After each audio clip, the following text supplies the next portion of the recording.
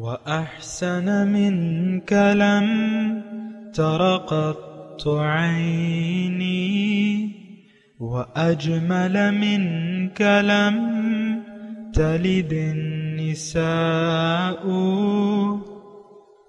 خلقت مبرأ من كل عيب، خلقت مبرأ من كل عيب، كأنك قد خلقت كما تشاء. كتاب أنزلناه إليك مبارك ليدبروا آياته وليتذكر أولو الألباب. یہ کتاب برکت والی ہے جسے ہم نے آپ کی طرف نازل فرمایا ہے تاکہ دانش مند لوگ اس کی آیتوں میں غور و فکر کریں اور نصیحت حاصل کریں۔ اللہم صلی علی سیدنا محمد وعلی آل سیدنا محمد بعدد کل ذرۃ مئۃ الف الف مرۃ۔ سامعین و ناظرین کرام، السلام علیکم ورحمۃ اللہ وبرکاتہ۔ سامعین کرام، سورہ ہود آیت نمبر 29 سے 34، درس نمبر 953۔ آج کا موضوع، کیا ہم نے ہدایت کے مقابلے میں گمراہی کو پسند کر لیا ہے؟ اس کے ساتھ آج کے سبق کا آغاز کرتے ہیں۔ سب سے پہلے گزشتہ سبق کا اعادہ ہوگا۔ اعوذ باللہ من الشیطان الرجیم۔ پناہ مانگتا ہوں میں اللہ کی شیطان مردود سے۔ بسم اللہ الرحمن الرحیم۔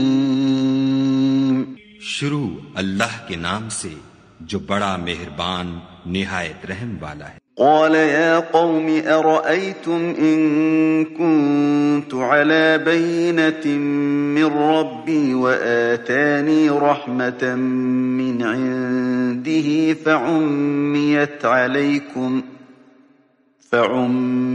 عليكم أنلزمكموها وأنتم لها كارهون۔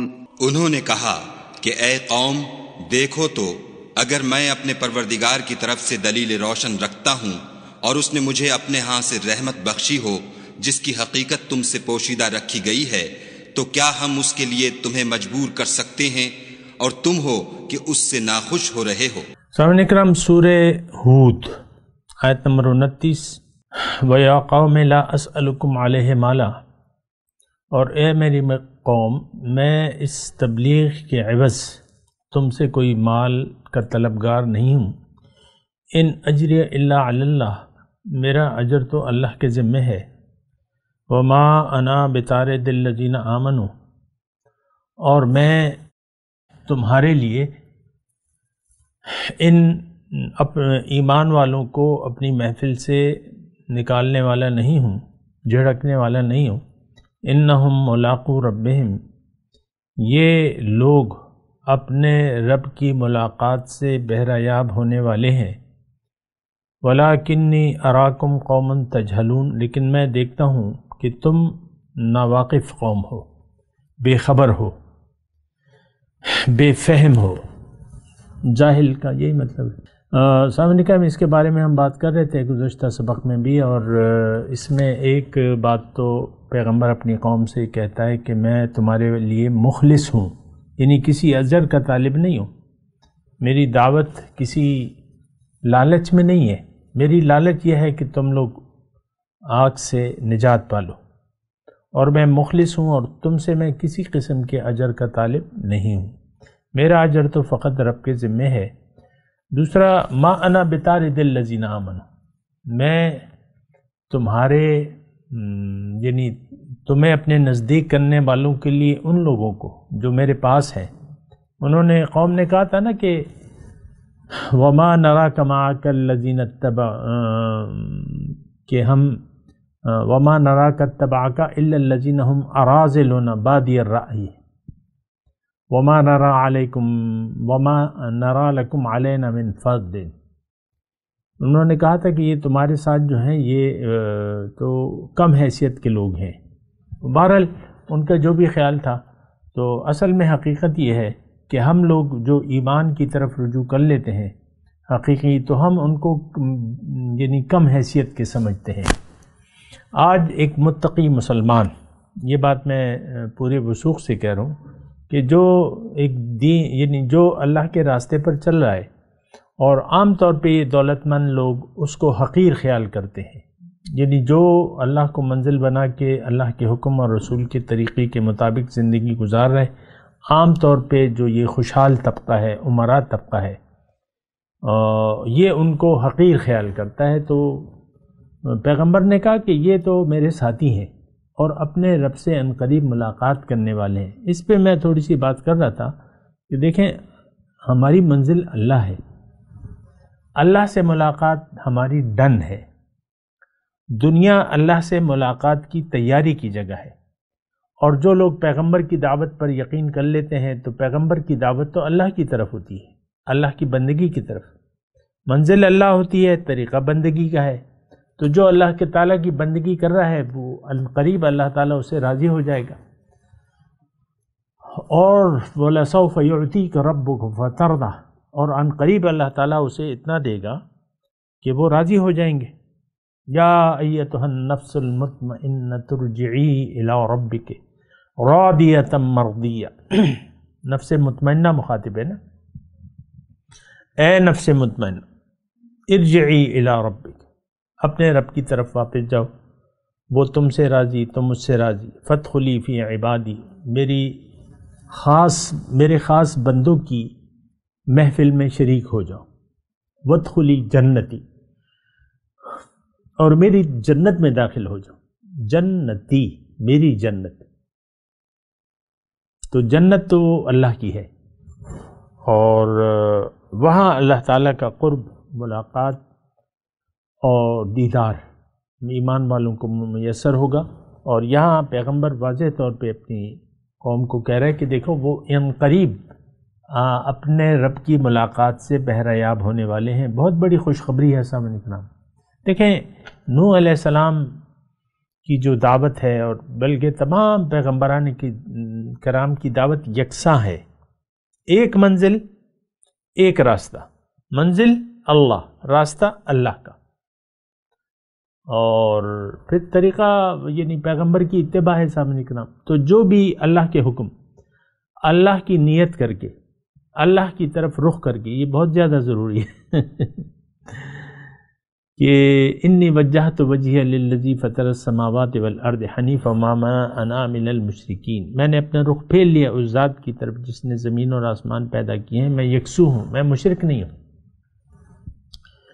تو انہم ملاقو ربہم، سبحان اللہ،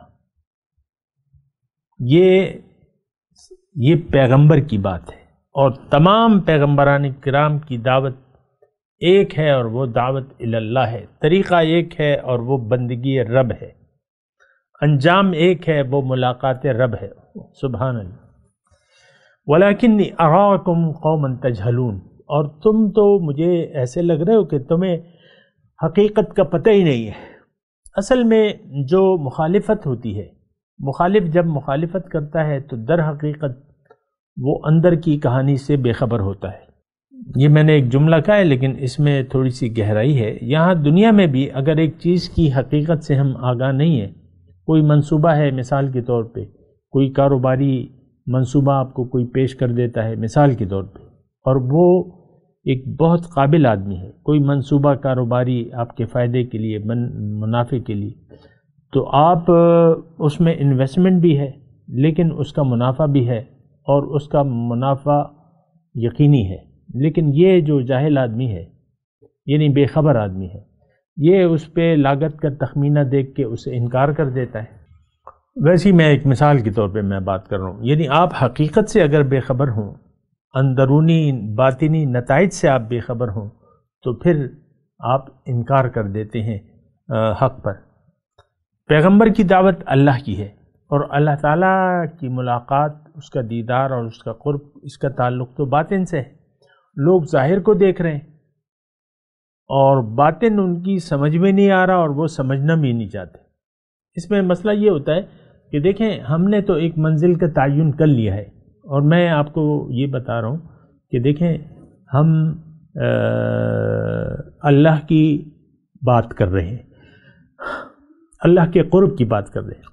تمام پیغمبران کرام اللہ کی دعوت دینے والے بن کے آئے ہیں، تو وہ جو منزل ہمیں پیغمبر دکھاتے ہیں، جس کا وعدہ کرتے ہیں جنت، جس سے ڈراتے ہیں دوزخ، وہ ہماری سمجھ میں نہیں آتی، اس پہ ہم یقین نہیں کرتے. ادھر ہم اپنی منزل کا تعین کر چکے ہوتے ہیں اور وہ دنیا ہے، تو پھر یہ ہے کہ پیغمبر کی بات کو ہم قابل اعتنا نہیں سمجھتے. آج بھی سامعین کرام دیکھیں، میں نوح علیہ السلام کا واقعہ بیان ہو رہا ہے، لیکن میں بار بار میرے یہ خیال میں آتا ہے کہ لوگ اس کو محض ایک قصے کے طور پہ دیکھیں گے، اپنے لیے اس میں کچھ نہیں پائیں گے. تو ایسا ہی ہوتا ہے، ایسا نہیں ہونا چاہیے. قرآن جو ہے یہ تذکر ہے، ہر آیت میں، اس کی ہر آیت میں نصیحت ہے ہمارے لیے، یہ بات نوٹ کر لیں. بہرحال باقی تو آپ کی مرضی ہے، میرا تو کہنا فرض ہے. اور یہاں جو ہے میں آپ سے بات کر رہا ہوں کہ کیوں ایسا ہوتا ہے کہ ہم پیغمبر کی بات پر دھیان نہیں دیتے، سمجھ میں نہیں آتی. آج بھی میں آپ کو یہ کہہ رہا ہوں، وَلَكِنِّي أَرَاكُمْ قَوْمًا تَجْهَلُونَ، میں دیکھ رہا ہوں کہ تم لوگ سمجھ نہیں پا رہے میری بات کو. اب یہ محمد صلی اللہ علیہ وسلم آج ہم سے مخاطب ہے عملی طور پہ 2020 کے مسلمانوں سے کہ دیکھو، میں تمہاری رب سے ملاقات اے مسلمانوں طے ہے، لیکن تم نے تو جان بوجھ کے اللہ تعالیٰ سے اپنا رخ پھیر لیا ہے. اور مجھے ایسا معلوم ہوتا ہے، لیکن اراکم قومن تجہلون، اے میری امت، حضور صلی اللہ علیہ وسلم اپنی قوم سے مخاطب ہیں اس وقت کے 2020 کے، کہ تم لوگ عقل سے کام ہی نہیں لے رہے. اللہ کو تو تم منزل بنانے کے لیے تیار نہیں ہو، تم نے تو باطل کا انتخاب کر لیا ہے بطور مقصود، محبوب و مطلوب. تو ایسا نہ کرو. بہرحال آگے چلتے ہیں. ولا اقول لکم عندی خزائن اللہ، اور میں تم سے یہ نہیں کہتا کہ میرے پاس اللہ تعالیٰ کے خزانے ہیں، یعنی میں ان کا مالک ہوں. ولا اعلم الغیب، یہ غیب کو جاننے کا دعویٰ بھی میں نہیں کرتا. ولا اقول انی ملک، اور میں یہ بھی نہیں کہتا کہ میں انسان نہیں بلکہ فرشتہ ہوں. ولا اقول للذین تزدری اعینکم لن یؤتیہم اللہ خیرا، اور نہ ان لوگوں کی نسبت جنہیں تمہاری نگاہیں حقیر جان نہیں ہیں یہ کہتا ہوں کہ انہیں ہرگز بھلائی، اللہ تعالیٰ انہیں ہرگز بھلائی نہیں دے گا، کوئی خیر نہیں دے گا.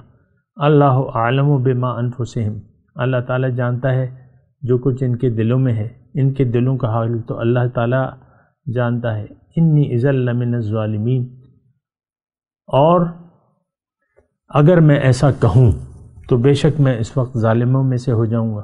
اس میں بھی کافی نقاط ہیں سامعین کرام. ایک تو یہ ہے، دیکھیں ترجمہ تو آپ نے سن لیا، تھوڑا سا میں بریفلی مختصر طور پہ آپ کو، یعنی روانی میں آپ کو، پیغمبر اپنی قوم سے کہتا ہے کہ بھئی میرے پاس اللہ کے خزانے نہیں ہیں، وہ مالک میں نہیں ہوں، خزانوں کا مالک اللہ ہی ہے.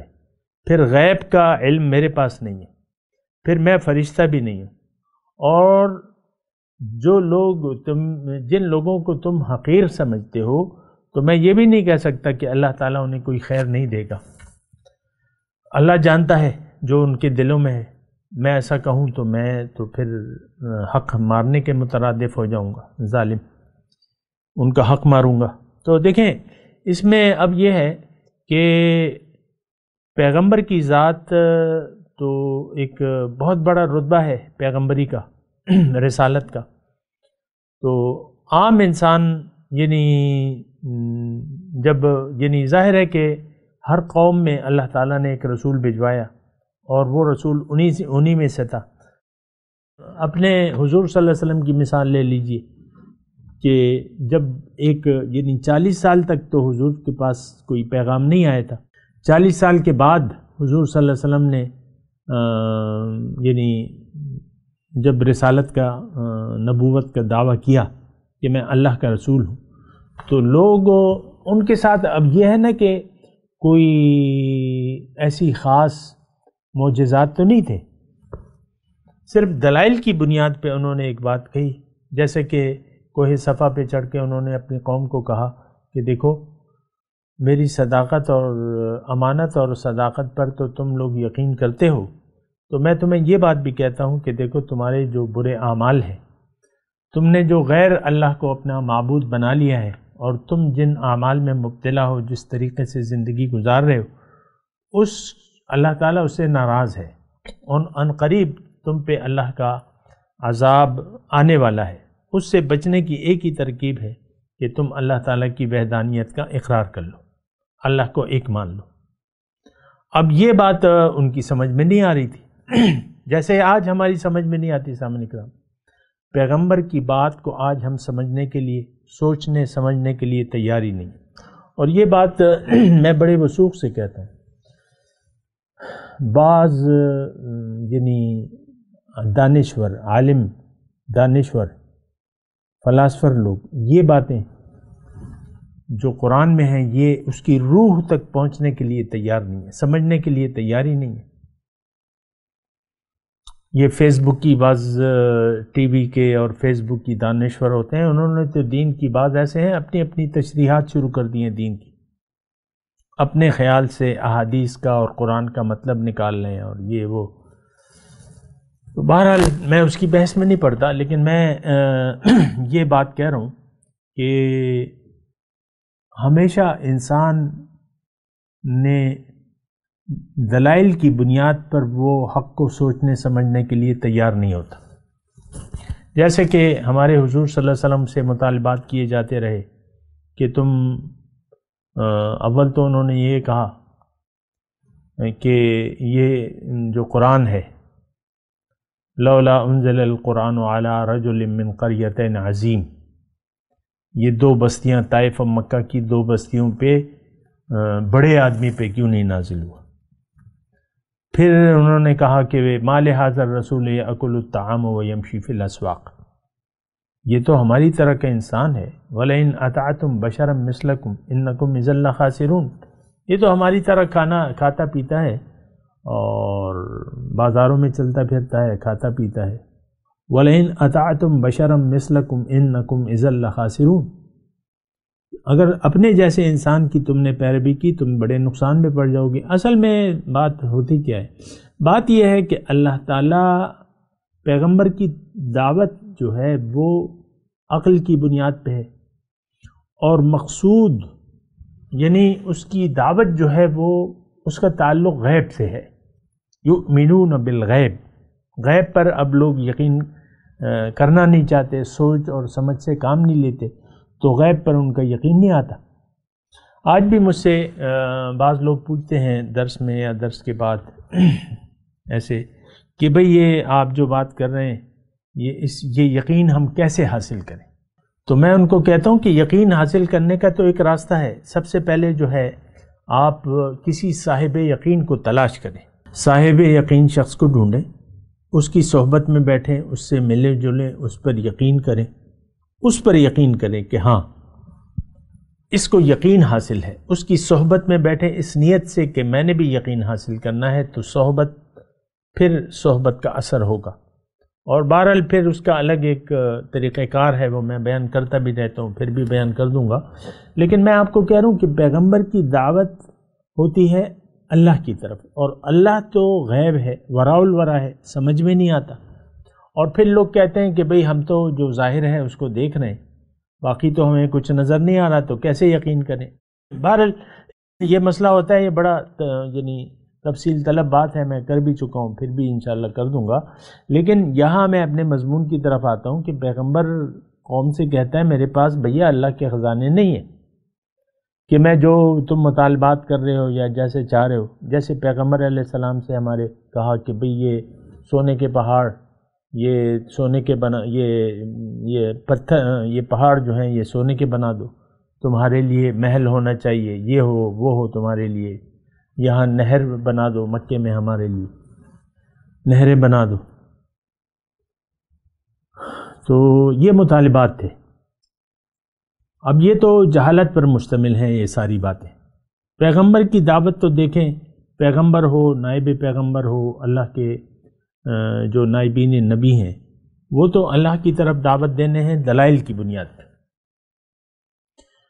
اب آپ کچھ سوچنے سمجھنے کے لیے تیار نہیں ہیں. تجہلون پہ ہم نے پڑھا ہے، لیکنی اراکم قوما تجہلون.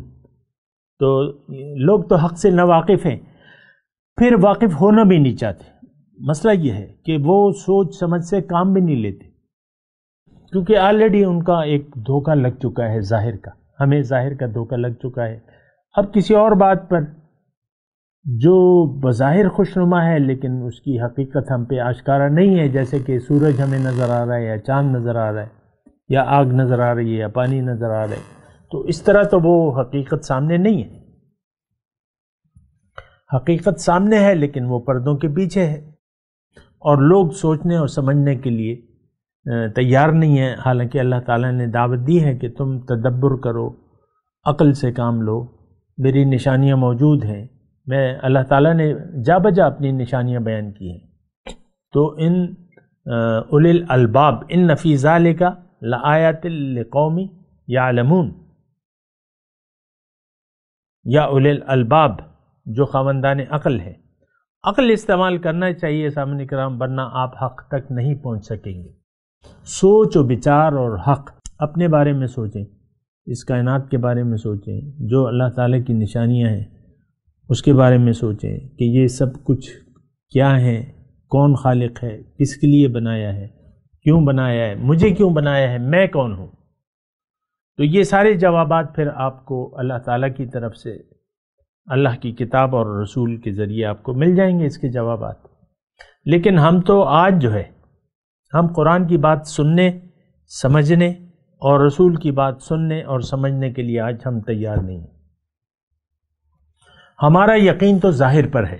جو کھری اور صاف بات ہے وہ میں آپ کو کہوں گا کہ ہمارا یقین ظاہر پہ ہے. یعلمون ظاہرا من الحیات الدنیا وہم عن الآخرۃ غافلون. دنیا کے ظاہر کے بارے میں یہ لوگ جانتے ہیں، یقین رکھتے ہیں، اور آخرت پر یہ یقین نہیں ہے ان کا، غافل ہیں اس سے.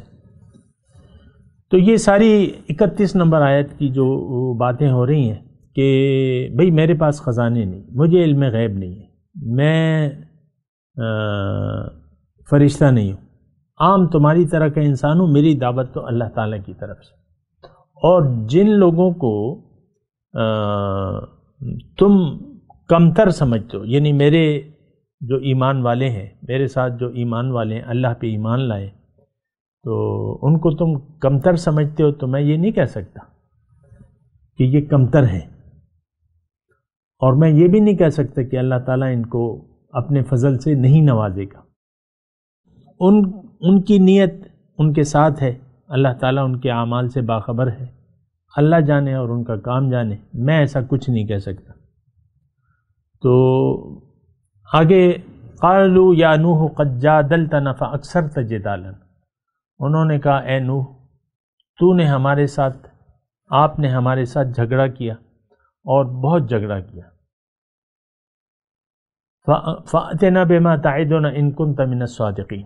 تو جو تم ہم سے وعدہ کر رہے ہو وہ لے آؤ. قَالَ إِنَّمَا يَأْتِيكُمْ بِهِ اللَّهُ. تو نوح علیہ السلام نے کہا کہ جس چیز کا تم جلدی مچا رہے ہو وہ تو اللہ کا، یعنی اللہ کا عذاب، وہ تو اللہ تعالیٰ تم پہ لائے گا، اور جب آ جائے تو تم اسے عاجز نہیں کر سکتے، اس کو ٹال نہیں سکتے. وَلَا يَنْفَعُكُمْ نُصْحِي. اور میرا نصیحت کرنا تمہیں تو کوئی فائدہ دیا نہیں ہے. ان انصح لکم. خواہ میں نے تمہیں نصیحت کا ارادہ کر لیا. ان کان اللہ یرید ان یغویکم. اگر اللہ نے تمہیں گمراہ کرنے کا ارادہ فرما لیا ہو تو میں تو کچھ نہیں کر سکتا. ہوا ربکم، وہ تمہارا رب ہے، وَإِلَيْهِ تُرْجَعُونَ، اور اسی کی طرف تم لوٹائے جاؤ گے. دیکھیں یہاں جلدی مچانے کا تو یعنی پیغمبر سے انہوں نے مطالبہ کیا کہ بھئی ہم آپ بہت بحث ہو چکی ہے. نوح علیہ السلام کی عمر تقریباً 950 سال تھی، اور یعنی ایک طویل عرصہ انہوں نے قوم کو وعظ کی، نصیحت کی. آخر کار قوم تنگ آ گئی. اب یہ معاملہ اختتامی بڑھ رہا ہے، اور آیت نمبر 36 میں اللہ تعالی ہمیں یہ بتائے گا کہ وَأُوحِيَ إِلَىٰ نُوحٍ إِنَّهُ لَن يُؤْمِنَ مِن قَوْمِكَ إِلَّا مَن قَدْ آمَنَ. ہم نے وحی کی نوح علیہ السلام کی طرف کہ اب تمہاری قوم میں سے کوئی ایمان نہیں لائے گا. بہرحال وہ تو جب آئی گیا ہے تو میں اس کی بات کر لوں گا اللہ تعالیٰ کی توفیق سے. آیت نمبر ہم بات کر رہے ہیں آیت نمبر 34 پہ. پیغمبر کہتے ہیں میری نصیحت تو تم پہ کوئی اثر نہیں کرتی، میرا ارادہ تو تمہیں تمہاری خیرخواہی کا ہے، اور ان کان اللہ یرید ان یغویکم، اگر اللہ چاہے کہ تم گمراہی رہو وہ تمہارا رب ہے. یہ اس میں تھوڑا سا کلام ہے، لیکن اللہ تعالیٰ کسی کو بزور نہ ہدایت دیتا ہے نہ بزور گمراہ کرتا ہے. یہ ایک بات نوٹ کر لیں. بعض اوقات یعنی لوگ جو ہے لفظی ترجمے سے غلط مطلب لے لیتے ہیں. کبھی نہیں. انسان کو اللہ تعالیٰ نے با اختیار پیدا کیا ہے. ایک بات نوٹ کر لیں، اور وہ آیت بھی میں آپ کو سنا دیتا ہوں، جا بجا آئی ہے. وَقُلِ الْحَقُّ مِن رَبِّكُمْ فَمَنْ شَاءَ فَلْيُؤْمِنْ وَمَنْ شَاءَ فَلْيَكْفُرْ. ان سے کہہ دیجیے کہ حق تو تمہارے رب کی طرف سے ہے، جس کا جی چاہے ایمان لے آئے، جس کا جی چاہے انکار کر دے. تو لا اکراہ فی الدین اللہ تعالیٰ کی پالیسی ہے. دین میں جبر نہیں ہے. جیسے دین میں جبر نہیں ہے، اسی طرح گمراہی میں اللہ تعالیٰ کسی کو گمراہ نہیں کرتا، کسی کو زبردستی ہدایت بھی نہیں دیتا، اور کسی کو ہدایت سے روکتا بھی نہیں. یہ بات نوٹ کر لیں. تو بہرحال میں تلاوت کرتا ہوں، میرے ساتھ دہرائیے. اعوذ باللہ من الشیطان الرجیم، بسم اللہ الرحمن الرحیم. وَيَا قَوْمِ لَا أَسْأَلُكُمْ عَلَيْهِ مَالًا إِنْ أَجْرِيَ إِلَّا عَلَى اللَّهِ وَمَا أَنَا بِطَارِدِ الَّذِينَ آمَنُوا إِنَّهُمْ مُلَاقُو رَبِّهِمْ وَلَكِنِّي أَرَاكُمْ قَوْمًا تَجْهَلُونَ. وَيَا قَوْمِ مَنْ يَنْصُرُنِي مِنَ اللَّهِ إِنْ طَرَدتُّهُمْ أَفَلَا تَذَكَّرُونَ. وَلَا أَقُولُ لَكُمْ عِنْدِي خَزَائِنُ اللَّهِ وَلَا أَعْلَمُ الْغَيْبَ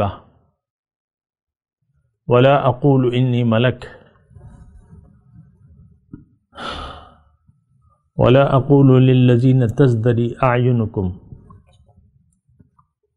لَنْ يُؤْتِيَهُمُ اللَّهُ خَيْرًا اللَّهُ أَعْلَمُ بِمَا فِي أَنفُسِهِمْ إِنِّي إِذًا لَمِنَ الظَّالِمِينَ. قالوا يا نوح قد جادلتنا فأكثرت جدالنا فأتنا بما تعدنا إن كنت من الصادقين. قال إنما يأتيكم به الله إن شاء وما أنتم بمعجزين ولا ينفعكم نصحي إن أردت أن أنصح لكم إن كان الله يريد أن يغويكم هو ربكم وإليه ترجعون. اب ان آیت کی تلاوت اور ترجمہ.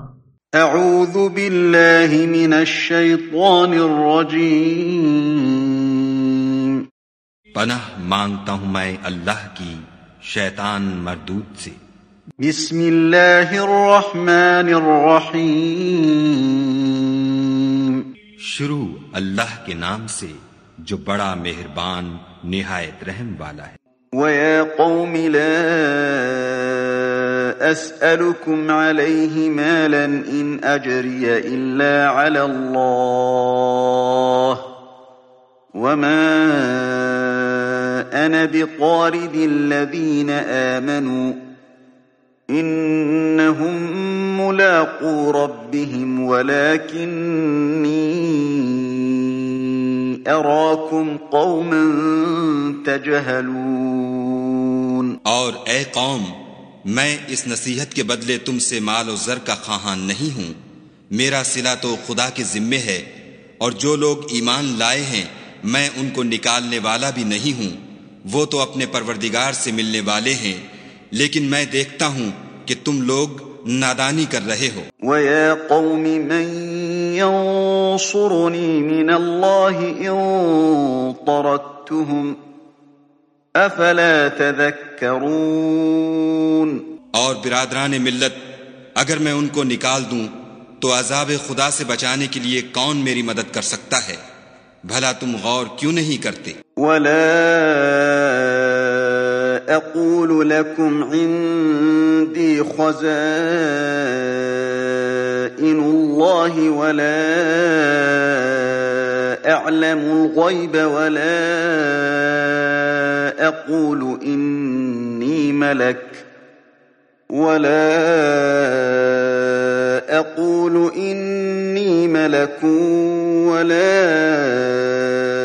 أقول للذين تزدري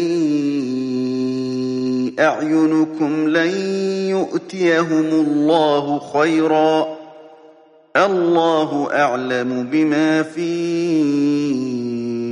أنفسهم إني إذا لمن الظالمين۔ میں نہ تم سے یہ کہتا ہوں کہ میرے پاس خدا کے خزانے ہیں، اور نہ یہ کہ میں غیب جانتا ہوں، اور نہ یہ کہتا ہوں کہ میں فرشتہ ہوں، اور نہ ان لوگوں کی نسبت جن کو تم حقارت کی نظر سے دیکھتے ہو یہ کہتا ہوں کہ خدا ان کو بھلائی یعنی اعمال کی جزائے نیک نہیں دے گا۔ جو ان کے دلوں میں ہے اسے خدا خوب جانتا ہے، اگر میں ایسا کہوں تو بے انصافوں میں ہوں۔ قالوا يا نوح قد جادلتنا فأكثرت جدالنا فأتنا بما تعدنا إن كنت من الصادقين۔ انہوں نے کہا کہ نوح، تم نے ہم سے جھگڑا تو کیا اور جھگڑا بھی بہت کیا، لیکن اگر سچے ہو تو جس چیز سے ہمیں ڈراتے ہو وہ ہم پر لا نازل کرو۔ قال إنما يأتيكم به الله إن شاء وما أنتم بمعجزين۔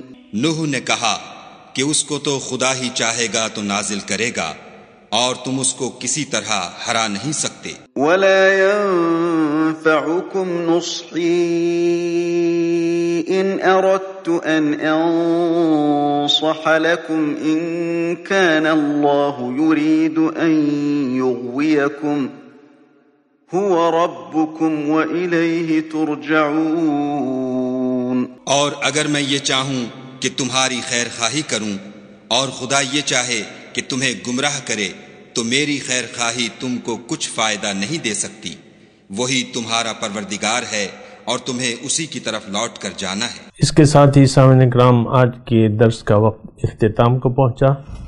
انشاءاللہ اگلے درس میں ملاقات ہوگی۔